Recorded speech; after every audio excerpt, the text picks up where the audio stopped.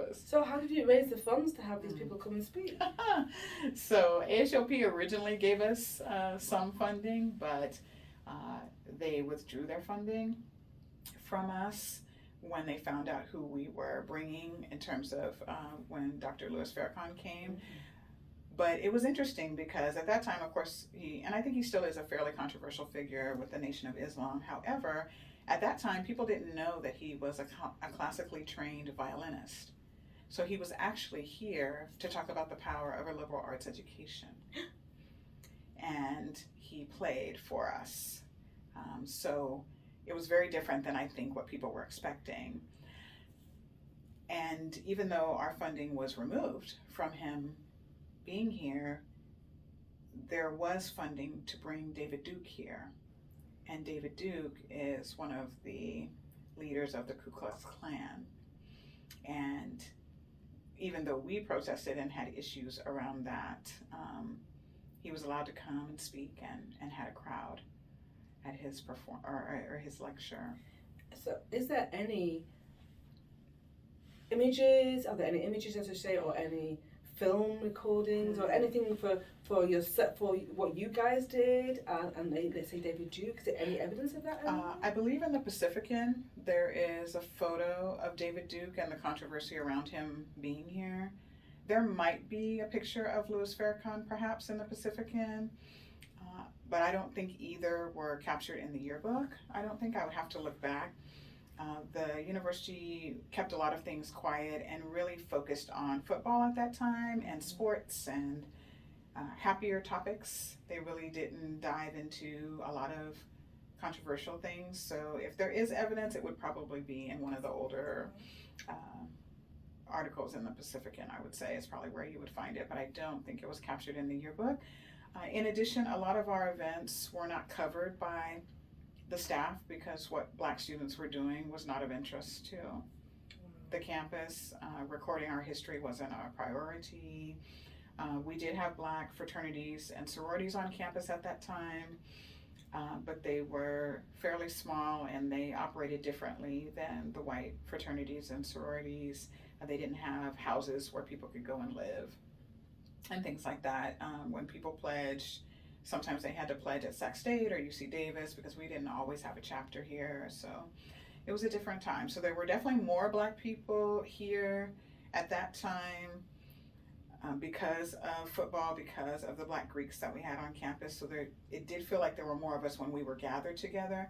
But in the day-to-day school experience, you still probably were the only Black person in your class for the most part. Right. So in comparison to then, remind me of the that.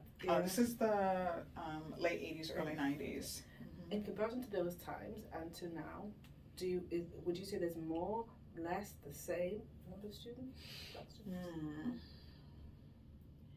To me, it feels like less because I don't see them as often. I've been told that it's about the same or a little bit less. I think part of that is because the school has become exponentially more expensive than it was in my time. I think the most I ever paid for tuition, if I remember correctly, was $21,000 a year. And now I think it's much, much more than that, although that was a lot at the time. What they're paying now is really a lot to manage. And so I think most of the students that I encounter are commuter students. They come, they go to class, they leave. They don't necessarily get engaged in student clubs or organizations. They don't have the time because they're working to make up their gap in financial aid, or they perhaps are a bit older and have transferred from community college, and so they might already have a family, children, a spouse, partner that they're responsible for, and they can't be here at 8 o'clock at night for a student club meeting or for Tigerlands or any of these other events. And so I think it's much more, at least for Black students, I feel like it's much more of a commuter experience than it is a live on campus experience. I think as soon as students are able to live off campus, they do, because it's cheaper. And I think it's hard when you're not connected when you first get here to build on those relationships. So when I was here as a student, everybody was on campus all 4 years. It was cheaper to live on campus than it was to live off. So we all lived here all 4 years. most people became resident assistants or got involved on yearbook staff or ran for homecoming queen or whatever, ran for ASHOP president or whatever. We were engaged and involved in the student experience all the way through. And so we all saw each other every day. Once we found each other, that always takes time when you first get here. But once we found each other, we were together as often as we could be. Sunday nights, we'd be in the basement of Southwest, listening to whatever the latest music was or telling jokes with each other, just, being fun, just having fun together. Nowadays, I don't really see that, and I think part of it may be because of social media and cell phones and things where people don't necessarily have to connect in person anymore. That's right. You can connect in other ways. And now that COVID's here, I don't know if people getting together in person is going to build the same kind of relationships going forward. There's just a certain amount of fear there. So I think it's hard. I think students may have the desire to be engaged and be more involved, but the time, do they have the time? Yes, I think is tough for them. You had mentioned earlier about advice that you would give to students as make sure you go carve out a relationship with your professors. Yes. Use the Absolutely. office hours. Is there a quote that you, for yourself, encouraged you may have heard or you created as a writer that you would share to help? I'm going to be specific of African American Black students, male and or female, on campus now, how to help them kind of climb over the different hurdles that they will still experience. Unfortunately, it still exists. Yeah. Maybe not to the same degree, maybe in a different way, I don't know, more subtle. Yeah. But nonetheless, just ways to help encourage them to continue. I like this t-shirt. Yes. I will finish what I started. Yes. I think when I was a student, I didn't have a particular mantra that I went by. I will say I had a traditional Southern mother who basically spoke her visions over my life into existence. And so I actually had been told I was going to college since I was in probably second grade. So I wanted to skip junior high and high school and just go straight to college because my mom was always pushing me that college was the thing. These other things you had to go through to get to college. So it was already decided that I would be here. So I felt like even though there were many times I wanted to quit, that my mother wouldn't let me quit. If I had the guts to get on a bus or something and go home, she probably would have put me in the car and drove me right back. So I don't really have a quote from that time, but since that time, I would say what I tell students is something I heard Michelle Obama say. I don't know if it's originally her quote, but I have not heard other people say it as often as she does, so I kind of attribute it to her. But she was speaking about her experiences as she was writing the book Becoming. And she shared a quote that says something to the effect of, "You belong wherever your feet are planted."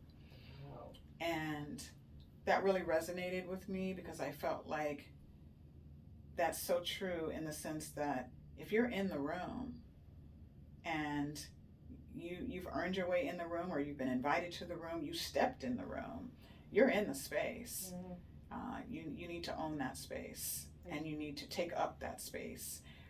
Take up all the spaces that you can. Of course, making space for other people's voices, but not to the detriment of your own. So I would just tell students to really embrace the fact that they do belong here and that it isn't by happenstance or luck.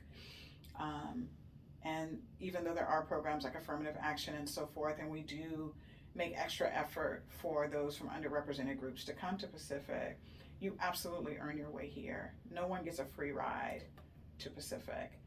And for you to persevere through all the classes that you have to take in order to get a degree here, when people see that on your resume, those of us that have been through that experience and see that you have made it through, know that you can do anything that is put before you. When I went to graduate school at a public institution, I thought, getting a master's degree is going to be much harder than my Pacific experience because it's a graduate level of work.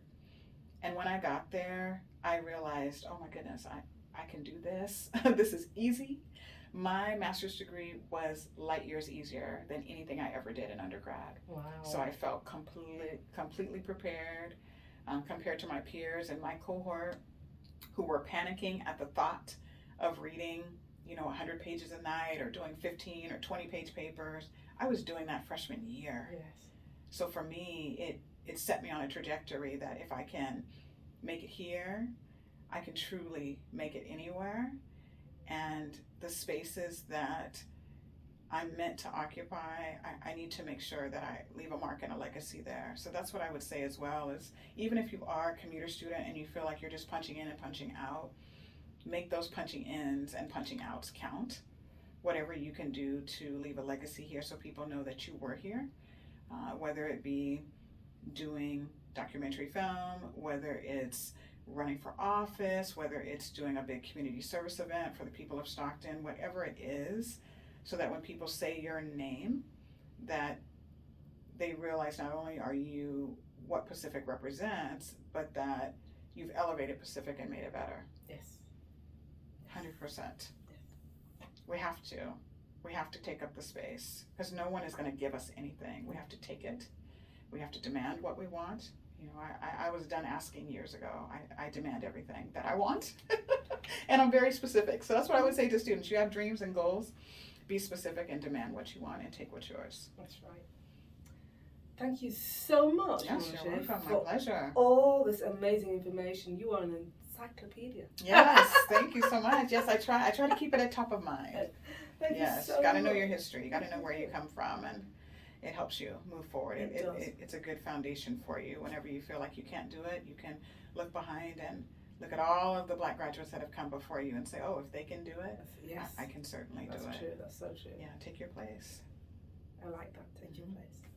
Thank you so much. You're welcome. Thank you Good so talking much. to you. Good talking to you. Thank you. Mm-hmm.